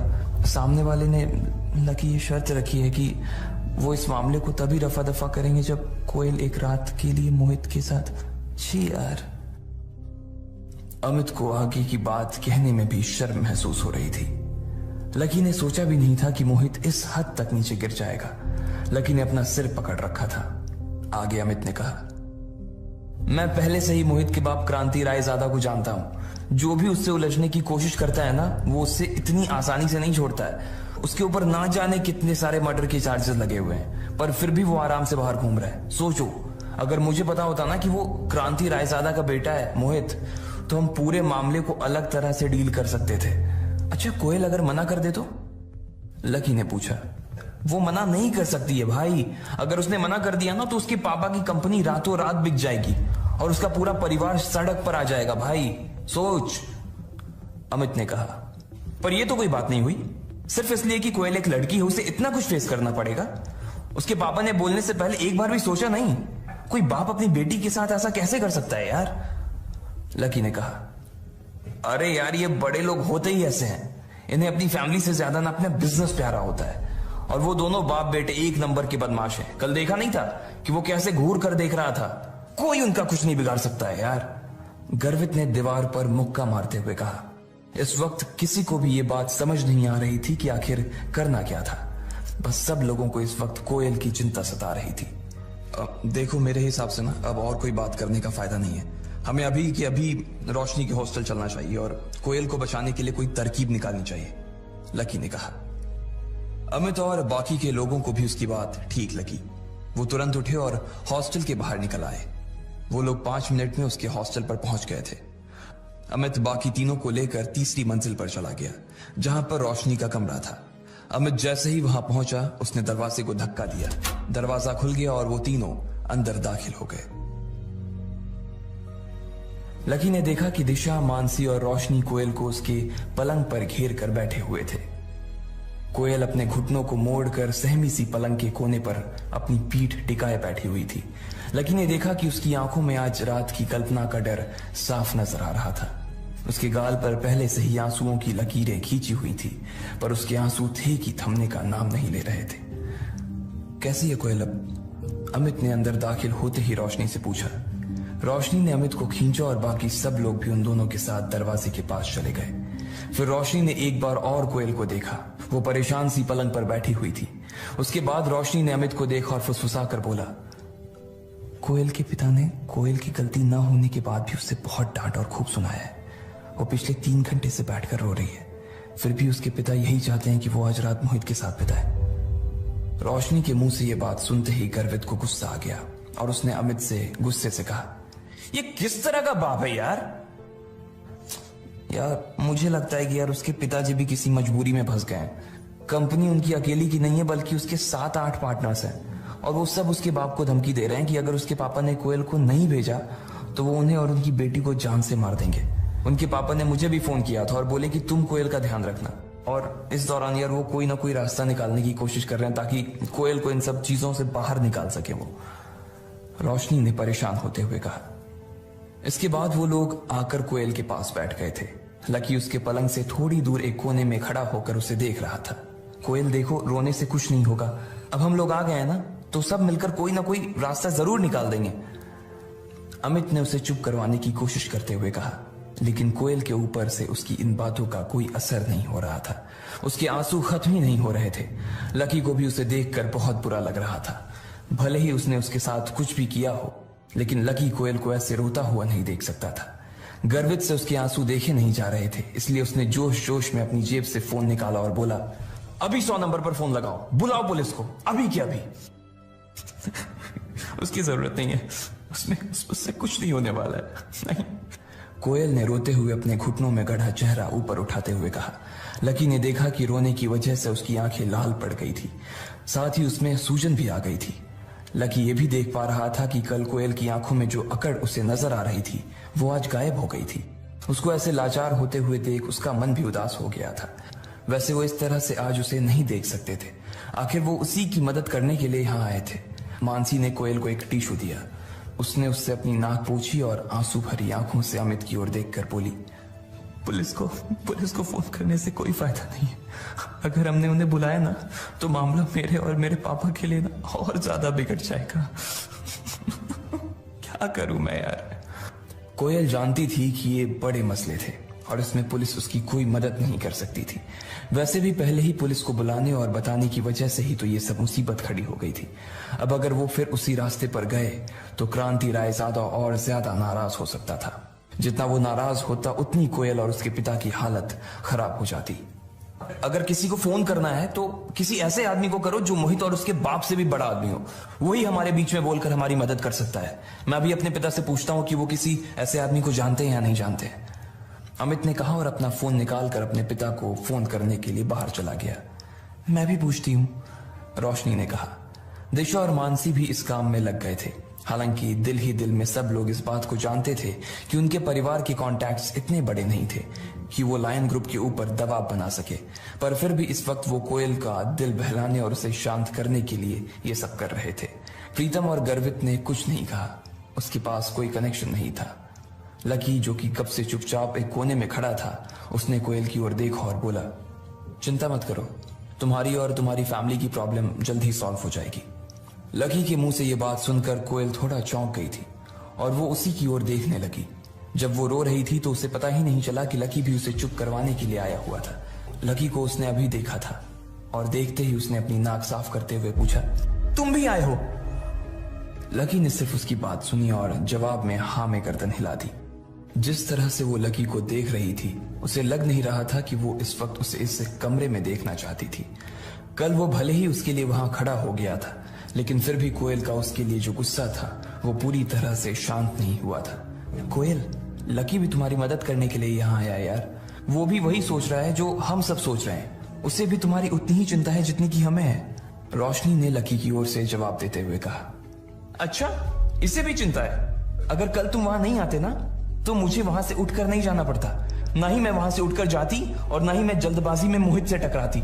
अगर मैं मोहित से टकराती ही नहीं तो फिर तुम बीच में आकर हीरो नहीं बनते। तो बताओ, क्या यह सब होता? बोलो। कोयल ने लकी की ओर देखते हुए उससे पूछा। इससे पहले कि वो कुछ कह पाता, कोयल का पारा और भी गर्म हो गया था। ऐसा लग रहा था कि वो इधर उधर का सारा गुस्सा लकी पर ही निकालने की फिराक में थी और इसलिए अगले ही पल वो अपने पलंग पर से खड़ी हुई और लकी की ओर चिल्लाते हुए बोली, निकलो, अभी के अभी मेरे कमरे से बाहर निकलो, निकलो अभी। कोयल, ये तुम्हें क्या हो गया है? ये तो बेचारा तुम्हारी मदद करने के लिए यहाँ आया हुआ है और तुम हो कि उसी के ऊपर बरस रही हो। कल अगर ये नहीं होता और वो मोहित तुम्हारे साथ होटल में बदतमीजी करता तब तुम क्या कर लेती? रोशनी ने उसे समझाने की कोशिश करते हुए कहा। उसे समझ ही नहीं आ रहा था कि आखिर वो अपने गुस्से का शिकार लकी को क्यों बना रही थी। जब रोशनी और कोयल के बीच ये सब बातें चल रही थी तब भी लकी बिल्कुल चुपचाप खड़ा था। आज फिर उसकी वजह से उन दोनों के बीच में झगड़ा हो रहा था, इसलिए वो चुपचाप दरवाजे की ओर बढ़ने लगा। अरे अरे रुको लकी, तुम्हें जाने की जरूरत नहीं है। वो तो कोयल को बस थोड़ा सा गुस्सा आ रहा है, वरना वो कोई बात नहीं है यार। और वैसे भी तुम समझ सकते हो ना कि आज उसकी हालत कैसी है, लेकिन उसके चक्कर में तुम अपना मूड मत खराब करो प्लीज। अमित ने लकी को एक कोने में ले जाकर समझाते हुए कहा, नहीं नहीं, ऐसी कोई बात नहीं है। मैं समझ सकता हूँ यार कि कोयल अभी थोड़ी परेशान है। मैं उसे और परेशान नहीं करना चाहता। तुम उससे जाकर कह दो कि चिंता करने की कोई बात नहीं है, अभी थोड़ी ही देर के अंदर सब कुछ ठीक हो जाएगा। लकी ने कहा और अमित के कंधे पर अपना हाथ रखकर वो दरवाजे के बाहर निकल गया। आज के बाद ना इस लड़के की शक्ल नहीं देखना चाहती मैं। कोयल ने अपने दांत पीसते हुए कहा और फिर अपने पलंग पर बैठ गई। फिर जब उसने देखा कि अमित उसे देख रहा था तो उसने अपना फोन उठाया और बोली, मैं अभी अपने हाई स्कूल के दोस्त प्रशांत को फोन करके देखती हूँ। उसके पापा भी बड़े आदमी हैं, क्या पता वो हमारी कुछ मदद कर सकें। कोयल ने अपना फोन निकाला और अपने दोस्त को फोन लगाने लगी। इधर बाकी के लोग भी अपने अपने फोन पर ही लगे हुए थे। कोई अपने किसी अंकल को फोन कर रहा था तो कोई अपने किसी आंटी को, लेकिन उनमें से कोई भी ऐसा नहीं था जो कि कोयल की मदद कर सके। इधर लकी जब रोशनी की हॉस्टल से बाहर आया तो उसने अपना फोन निकाला और एक नंबर याद करने लगा। दिमाग पर थोड़ा सा जोर देने के बाद उसे नंबर याद आ गया था और उसने अपने फोन में उसे डायल किया। 2-3 बार घंटी बजी और उधर किसी ने फोन उठा लिया था। अच्छा, तो आज घर के सबसे बड़े बेटे को इस बूढ़े की याद आ गई। वहाँ मेरा बच्चा 8 सालों से बाहर तड़प रहा है और यहाँ ये बूढ़ा उसके लिए परेशान होने के अलावा और कुछ भी नहीं कर पा रहा है। फोन की दूसरी ओर से एक बूढ़े आदमी की आवाज लकी के कानों में गूंज गई। वो सालों बाद इस आवाज को सुन पा रहा था। इस आवाज को सुनने के लिए उसके कान कब से तरस गए थे, लेकिन वो चाह कर भी उन्हें फोन नहीं कर सकता था। जब तक वो गरीबी की परीक्षा को पास नहीं करता तब तक वो उन्हें फोन नहीं कर सकता था। आज इतने साल बाद उनकी आवाज सुनी तो लकी की आंखों में आंसू आ गए। उसका दिल भर आया था। सालों से उसे अपने इस अकेलेपन की ऐसी आदत हो गई थी कि वो भूल गया था कि उसका कोई परिवार भी था। उसकी आंखों में आंसू थे लेकिन वो मुस्कुरा भी रहा था। काशीनाथ जी, आप कुछ ज्यादा ही गंभीर होकर बात नहीं कर रहे हो? आपको आइडिया नहीं है कि आपकी आवाज इतने सालों बाद भी सुनकर ना मुझे कितनी खुशी हो रही है। वैसे मैं आपसे कुछ काम की बात करना चाहता हूँ, इसलिए आपको फोन किया है। लकी ने कहा। हाँ बताओ, ये बूढ़ा तुम्हारी क्या मदद कर सकता है? काशीनाथ जी ने पूछा। अब क्योंकि मैंने वो परीक्षा पास कर ली है तो इसका मतलब मैं परिवार के सारे अधिकारों का इस्तेमाल कर सकता हूँ ना? लकी ने पूछा। हाँ, आप परीक्षा तो परसों ही पास कर गए थे और परिवार ने आपके ऊपर से सारी बंदिशें भी उसी दिन हटा दी थी। काशीनाथ जी ने कहा। ठीक है, तो मैं क्रांति रायजादा जो कि लायन ग्रुप ऑफ कंपनीज के मालिक हैं, उनसे साफ शब्दों में कुछ कहलवाना चाहता हूँ। Lion group? ये लायन ग्रुप किसका है? काशीनाथ जी ने अपने दिमाग पर थोड़ा सा जोर देते हुए याद करने की कोशिश की, लेकिन उन्हें कुछ याद नहीं आ रहा था। दिल्ली का ही एक छोटा सा ग्रुप है, लकी ने कहा। वो जानता था अग्रवाल एंड अग्रवाल नाम का उनका ग्रुप पूरे देश में फैला हुआ था और उनके ग्रुप के आगे ये लायन ग्रुप कुछ भी नहीं था। अच्छा, दिल्ली की कंपनी है। हाँ तो हो जाएगा। मैं अभी रुस्तम डांगी को फोन कर देता हूँ। नॉर्थ का सारा काम वही तो देखता है। वैसे आप उस क्रांति रायजादा से कहलवाना क्या चाहते हैं? काशीनाथ जी ने पूछा।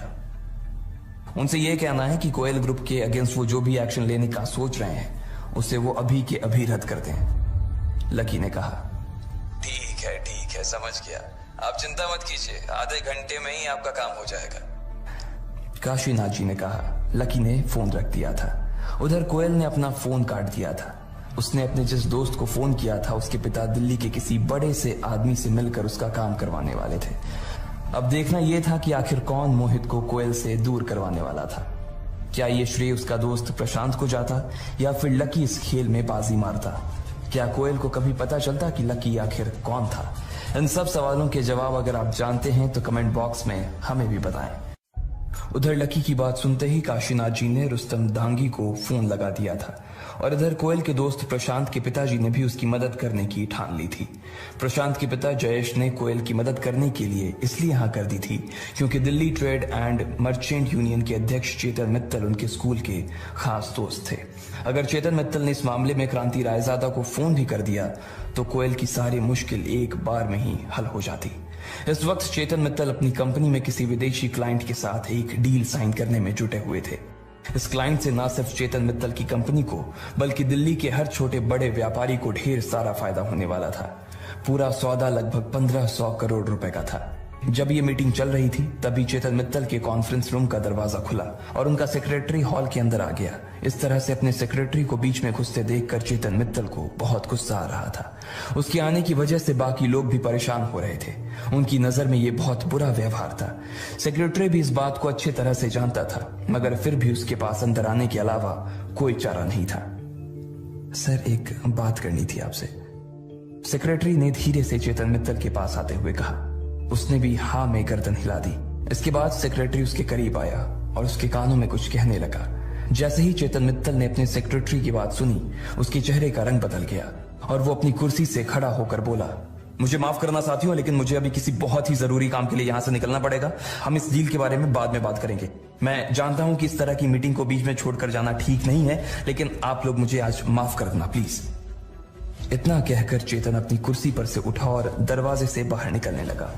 तब तक दूसरे पक्ष के अनुवादक ने उन अंग्रेजों को चेतन की बात समझा दी, जिस पर उन्होंने जवाब में कहा, चेतन जी, अगर आप इस तरह से डील के नेगोशिएशन में बीच में उठकर चले जाएंगे तो फिर आगे इस बारे में आपसे कोई बात नहीं करना चाहेगा। चेतन ने पलटकर देखा तो पाया कि उनका लीडर चेतन के इस व्यवहार से बहुत ही नाराज हो गया था। देखिए, आपका कहना बिल्कुल ठीक है, लेकिन फिर भी इस वक्त मुझे जाना पड़ेगा, आगे जैसा आप लोगों को ठीक लगे, चेतन ने कहा और वहां से निकल गया। उसके सेक्रेटरी ने उसके कान में ये कहा था कि अभी अभी रुस्तम डांगी का फोन आया था और उसने लायन ग्रुप और कोयल ग्रुप के बीच जो विवाद था उसे सुलझाने के लिए चेतन मित्तल को याद किया था। चेतन मित्तल के लिए 1500 करोड़ रुपए से ज्यादा रुस्तम डांगी का फोन था। वो एक बार के लिए अपने धंधे में नुकसान झेल सकता था, लेकिन वो रुस्तम डांगी की नाराजगी किसी भी कीमत पर नहीं झेल सकता था।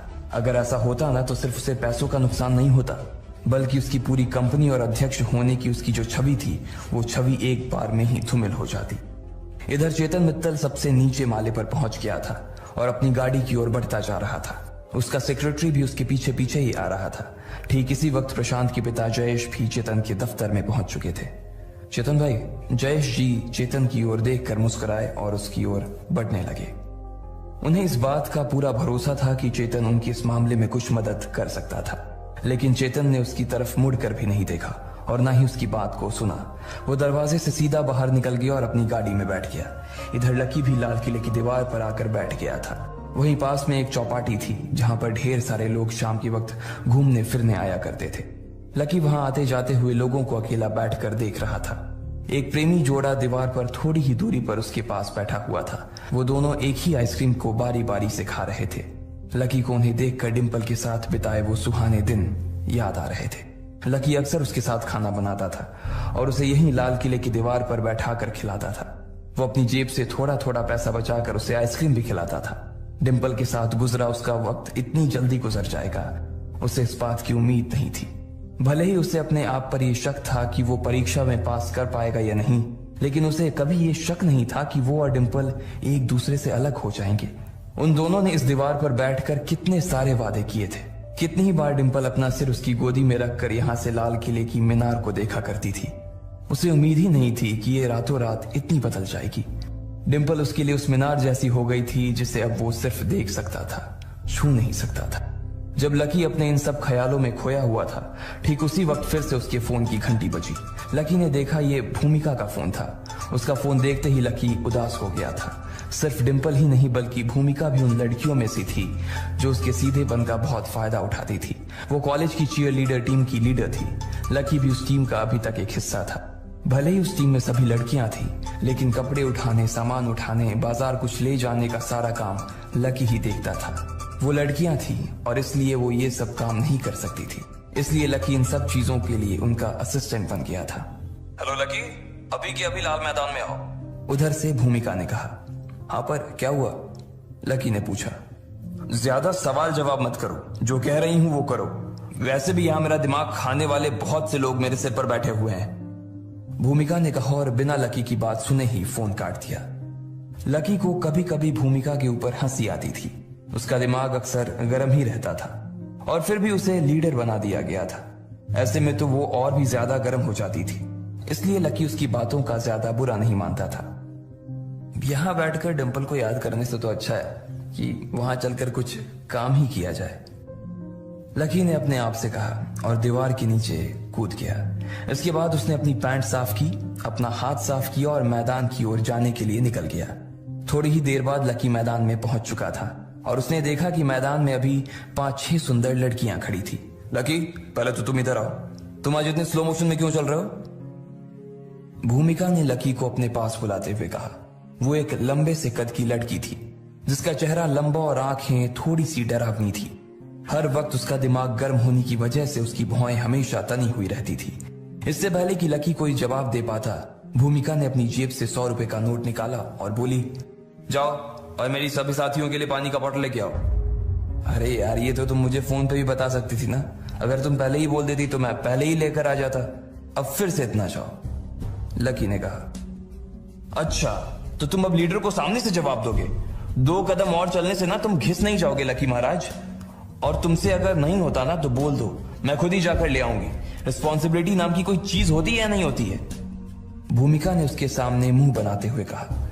लकी को लगता था कि भूमिका हमेशा गुस्से में ही रहती थी और वो सबसे ज्यादा अगर किसी के ऊपर बरसती थी तो वो लकी ही था। हालांकि लकी को कभी उसके गुस्से से डर नहीं लगता था। वो तो उसके काम के लिए सिर्फ इसलिए हाँ कर देता ताकि उसकी वजह से भूमिका का गुस्सा और ना बढ़ जाए। अगर वो इसी तरह से गुस्सा करती रहती तो एक दिन उसे ब्लड प्रेशर की बीमारी हो जाने का खतरा पक्का था। नहीं ठीक है, मैं ही जाकर ले आता हूं, पर ये आखिरी बार है, अगली बार से ना मैं नहीं। इससे पहले कि लकी आगे कुछ बोल पाता, भूमिका ने अपनी आंखों को उसे डराने के लिए बड़ा कर लिया था। उसकी आंखें देखकर लकी को मन ही मन हंसी आ रही थी और इससे पहले कि वो उसके सामने हंसता, वो वहां से निकल गया। थोड़ी देर बाद लकी वापस आ गया और उसने 5 बॉटल लाकर टेबल पर रख दी। सभी लड़कियां टेबल के पास आ गई और पानी पीने लगी। इसके बाद भूमिका और बाकी सभी लड़कियां बास्केटबॉल के कोर्ट पर प्रैक्टिस करने के लिए चली गई थी। लकी वहीं स्टैंड्स में बैठकर उन्हें देख रहा था। जब तक वो प्रैक्टिस करने वाली थी तब तक लकी को वहीं बैठना था। अगर बीच में उन्हें किसी चीज की जरूरत लगती तो लकी उन्हें वो सभी चीजें लाकर देने वाला था। जब लकी बैठकर उनकी प्रैक्टिस देख रहा था तभी उसे अपने पास से एक आवाज आई, तुम भी वहां जाकर उनके साथ क्यों नहीं खेलते? लकी ने घूम कर देखा तो उसके होश उड़ गए। उसके पास एक लड़की आकर बैठ गई थी। उसके बाल बहुत खूबसूरत थे और उसका चेहरा गोल था। उसकी आंखें भूरी रंग की थी। हेलो, लकी ने उसकी ओर देखा और मुस्कुराते हुए कहा। इससे पहले कि लकी इसके आगे कुछ कह पाता, उसने देखा कि लड़की के बगल में एक और लड़का आकर बैठ गया था जिसने बास्केटबॉल खेलने के लिए पहने जाने वाले कपड़े पहन रखे थे। उसने पहले लकी को देखा और फिर उस लड़की की ओर देखते हुए बोला, हेलो, मेरा नाम विक्रांत है।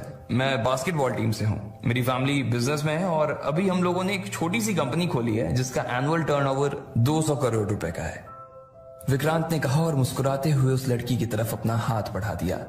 लकी को इस बात पर हंसी आ गई थी कि विक्रांत ने आते ही अपने इंट्रोडक्शन में अपनी कंपनी का टर्नओवर बता दिया था। वो उस लड़की को भी उस तरह से देख रहा था जिस तरह से वो बाकी लड़कियों को देखता था। वो जितना ज्यादा लड़कियों को देखता था, लड़कियां भी उसे उतना ही देखती थी। विक्रांत दिखने में भी काफी हैंडसम था, इसलिए कोई भी लड़की उसे आसानी से भाव दे दिया करती थी। लेकिन इधर मामला अलग था। उस लड़की ने उसे और उसके हाथ को देख तो लिया था, लेकिन उससे मिलाने के लिए उसने अपना हाथ आगे नहीं बढ़ाया। उसने सिर्फ मुस्कुराते हुए उससे कहा, मेरा नाम अदिति है, मैं भूमिका की दोस्त हूं। जब अदिति ने विक्रांत से अपना हाथ नहीं मिलाया तो विक्रांत थोड़ा सा झिझक गया और उसने अपना हाथ पीछे खींच लिया। फिर अपनी शर्म को छुपाने के लिए उसने अदिति की ओर उत्साह से मुस्कुराते हुए देखा और बोला, ओह अदिति, काफी अच्छा नाम है। भूमिका तो वैसे अभी प्रैक्टिस में बिजी है और उसे तो अभी थोड़ा टाइम भी लगेगा, इसलिए वो अभी तुमसे बात नहीं कर पाएगी। अगर तुम चाहो तो मैं तुम्हें वॉक पर ले जा सकता हूँ। मैं तुम्हें प्लेग्राउंड भी दिखा दूंगा और हम थोड़ी बातें भी कर लेंगे। You know, I just love talking to girls. Vikrant ने अपने बालों में हाथ फेरते हुए कहा, नहीं सॉरी, मैं यहीं ठीक हूं। अदिति ने एक मुरझाई सी मुस्कान के साथ उसे देखा और कहा। अदिति की इस मुस्कान ने विक्रांत के लिए सारे दरवाजे मानो उसके मुंह पर ही बंद कर दिए थे। वो शर्मिंदा तो बहुत महसूस कर रहा था, पर फिर भी अदिति इतनी सुंदर थी कि वो उसे अपने हाथ से यूं ही जाने नहीं देना चाहता था। वो चाहता था कि अदिति उसके साथ टहलने जाए, लेकिन इससे पहले कि वो अदिति को मना कर पाता, उसकी टीम के किसी साथी ने उसे बुला लिया और बीच में ही उसे जाना पड़ा। जैसे ही विक्रांत उन दोनों के बीच से उठकर निकला, अदिति लकी की तरफ घूमी और उससे पूछा, तुम्हारा नाम क्या है? लकी। लकी ने बहुत ही फीका सा जवाब दिया। असल में जिस तरह से अदिति उसे देख रही थी, लकी उसे देखता ही रह गया था। इतने प्यार से तो शायद कभी डिम्पल ने भी उसे नहीं देखा था। उसकी बड़ी बड़ी आंखों में लकी को अपने लिए थोड़ी सी भी खिन्न नजर नहीं आ रही थी। ना ही उसे ऐसा लग रहा था कि अदिति को उसके पास बैठने में किसी तरह का पछतावा हो रहा था। अदिति की नजरों में लकी के लिए कोई दया या भाव भी नहीं था। लकी देख पा रहा था कि वो जैसा था, अदिति उसे वैसे ही एक्सेप्ट कर रही थी। जब लकी को इन सब चीजों का भान हुआ तो ना चाहते हुए भी उसके चेहरे पर अदिति के लिए एक मुस्कान आ गई। अब इससे पहले कि इन दोनों के बीच कोई बात आगे हो पाती, भूमिका उन दोनों के बीच में आ गई। अदिति, तू यहां क्यों बैठी हुई है? भूमिका ने कहा। इससे पहले कि अदिति अपनी ओर से कुछ कह पाती, भूमिका ने लकी को वहां से उठने का इशारा किया और बोला, जाओ सबको पानी पिलाओ। लकी को उसकी बात का बुरा तो लगा, लेकिन क्योंकि अदिति वहां बैठी थी इसलिए उसने पलटकर कोई जवाब नहीं दिया और वहां से चला गया। उधर जब लकी सब लड़कियों को पानी पिला रहा था तब इधर सब लोग कोयल के कमरे में परेशान से घूम रहे थे। कोयल ने देखा कि सूरज ढलने लगा था और जल्द ही रात होने वाली थी। उसे लग रहा था कि मोहित रायजादा कभी भी उसे लेने के लिए उसके आदमी वहां भेज सकता था। बाकी लोगों को भी यही डर सता रहा था। नहीं, मुझे नहीं जाना, मुझे बचा लो, मुझे नहीं जाना। कोयल ने अचानक ही चीखते हुए कहा।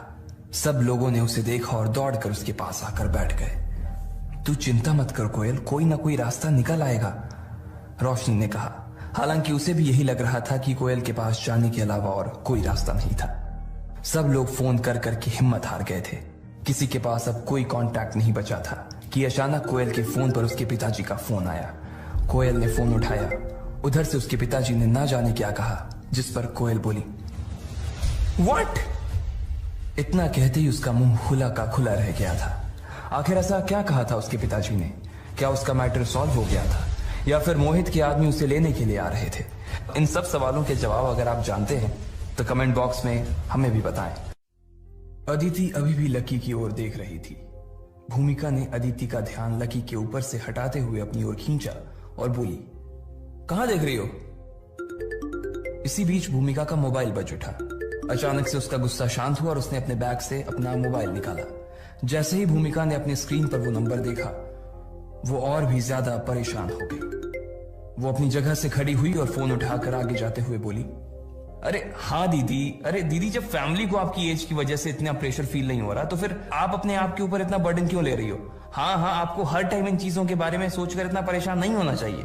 हाँ, मजे से जाओ, कहीं बाहर घूम के आओ, और अब मुझे फोन तभी करना जब आपकी जीवन में ना प्रॉब्लम जैसी कोई प्रॉब्लम आए, ठीक है?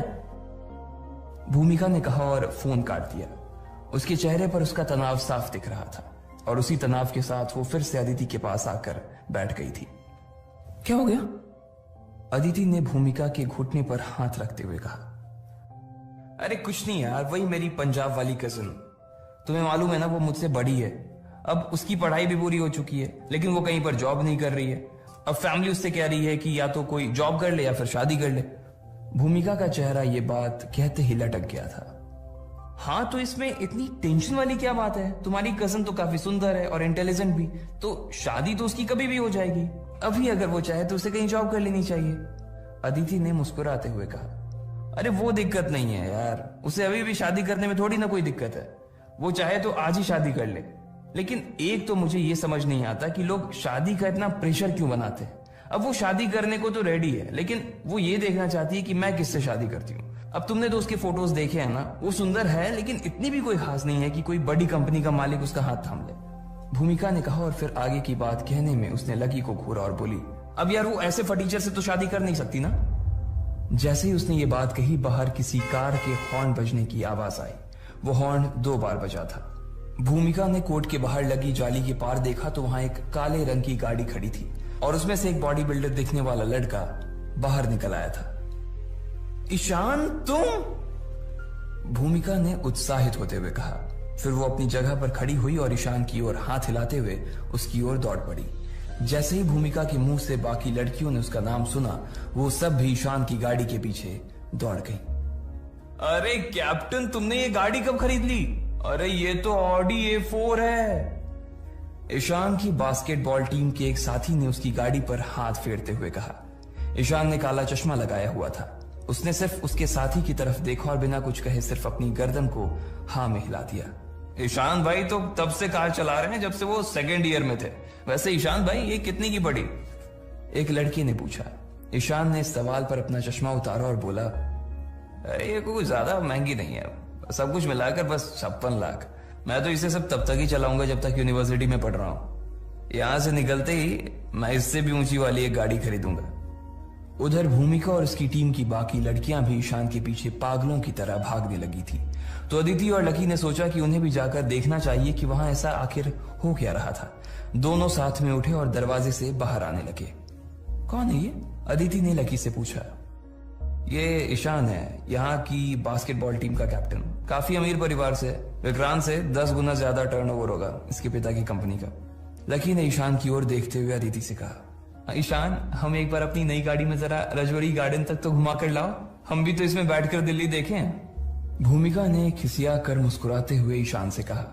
उसकी आंखों में ईशान को देखते ही चमक आ गई थी और वो ललचाई नजरों से उसे घूरे जा रही थी।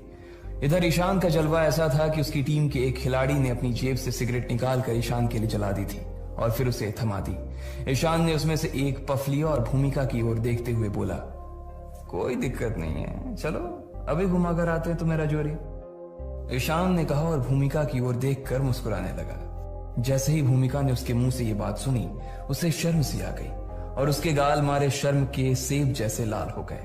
उसे देखकर ईशान को भी हंसी आ गई थी।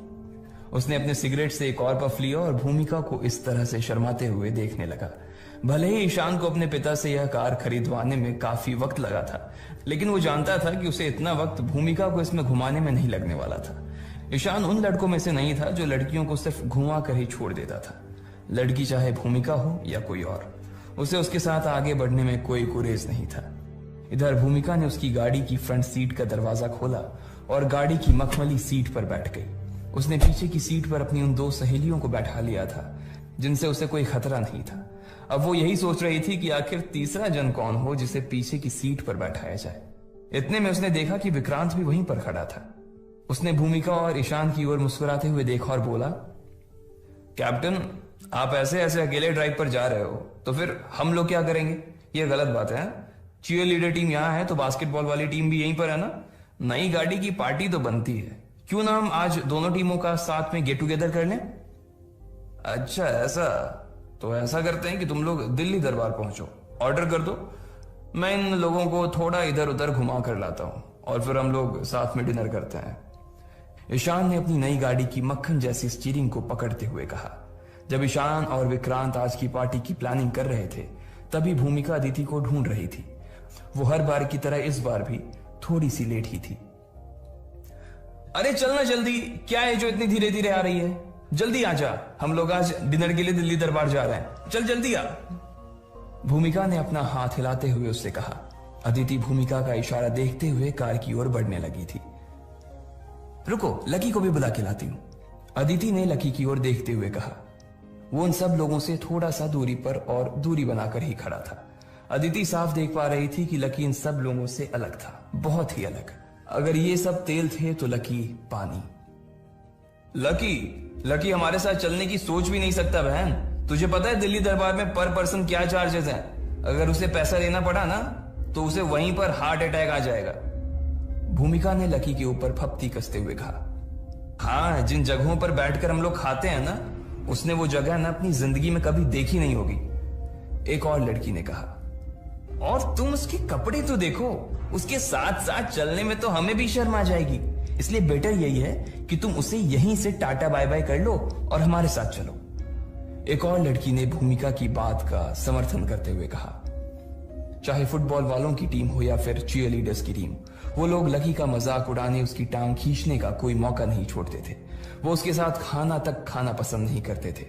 उन लोगों के लिए लकी का उसके आसपास होना सिर्फ एक मजाक से ज्यादा और कुछ नहीं था। अदिति लेकिन उसके बारे में ऐसी कोई बात नहीं करना चाहती थी। वो उन लोगों की बातों को सुनकर समझ गई थी कि बाकी लोग लकी से कितनी नफरत करते थे, और अगर ऐसे में लकी को अपने साथ चलने के लिए कहती तो बाकी लोगों को बुरा लग सकता था। लकी खुद भी अपनी वजह से उनका मन खराब नहीं करना चाहता था। वो देख पा रहा था कि अदिति उसे अपने साथ ले जाना चाहती थी, लेकिन उन दोनों के बीच में ढेर सारे लोग खड़े थे जिन्हें नजरअंदाज नहीं किया जा सकता था। इसलिए अदिति गाड़ी में बैठ गई, लेकिन लकी वहीं खड़ा रह गया। भूमिका ने उसे अदिति की ओर देखते हुए देखा तो उसे गुस्सा आ गया और उसने शीशा नीचे करते हुए कहा, हमारे बैग और हमारे बाकी के सामान अलमारी में रख देना, ध्यान रखना उसमें से कुछ छूट ना जाए। भूमिका ने कहा और फिर से गाड़ी का शीशा चढ़ा लिया।